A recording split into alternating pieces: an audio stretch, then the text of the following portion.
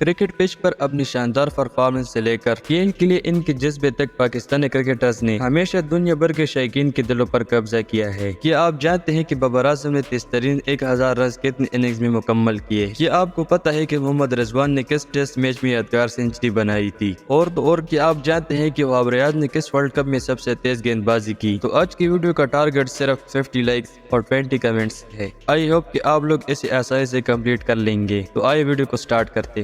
Fact number 1، اکتوبر 1994 کو لاہور پاکستان میں پیدا ہونے والے بابر اعظم نے کرکٹ کی دنیا میں تیزی سے شہرت حاصل کی۔ انہوں نے 2015 میں پاکستان کی قومی کرکٹ ٹیم کے لیے اپنا آغاز کیا اور ان کی شاندار بلے بازی کی مہارت اور کنسسٹنسی نے انہیں وراٹ کوہلی اور جوئے روٹ جیسے کرکٹ لیجنڈ سے موازنہ کیا۔ بابر اعظم نے اپنے پورے کیریئر میں مسلسل ریکارڈ توڑے اور کامیابی حاصل کیے۔ کیا آپ جانتے ہیں کہ 2018 میں بابر اعظم نے صرف 26 اننگز میں یہ کارنامہ انجام دیتے ہوئے T20 کرکٹ میں 1000 رنز بنانے والے تاریخ کے تیز ترین کھلاڑی بن گئے، اور بابر اعظم کے پاس ون ڈے میں تیز ترین 1000 رنز بنانے کا پاکستانی ہونے کا ریکارڈ بھی ہے۔ فیکٹ نمبر 2، محمد رضوان ایک پاکستانی کرکٹر ہے جنہوں نے اپنی شاندار وکٹ کیپنگ مہارتوں کی وجہ سے پہچان حاصل کی ہے۔ وہ 1 جون 1992 کو پشاور پاکستان میں پیدا ہوئے۔ محمد رضوان نے 2015 میں پاکستان قومی کرکٹ ٹیم کے لیے ڈیبیو کیا اور تیزی سے اپنے آپ کو دنیا کے ٹاپ وکٹ کیپرز میں سے ایک بنا لیا۔ جہاں محمد رضوان بنیادی طور پر اپنی وکٹ کیپنگ صلاحیتوں کے لیے جانا جاتا ہے، وہی اس نے خود کو ایک لچکدار اور پختہ بلے باز کے طور پر بھی ثابت کیا ہے۔ کیا آپ جانتے ہیں کہ محمد رضوان کے بیٹنگ کیریئر کے یادگار لمحات میں سے ایک 2021 میں ساؤتھ افریقہ کے خلاف ٹیسٹ میچ کے دوران آیا؟ انہوں نے ایک مشکل ہدف کا تعاقب کرتے ہوئے سنچری اسکور کی، جس سے پاکستان کو تاریخی فتح حاصل ہوئی۔ Fact number 3،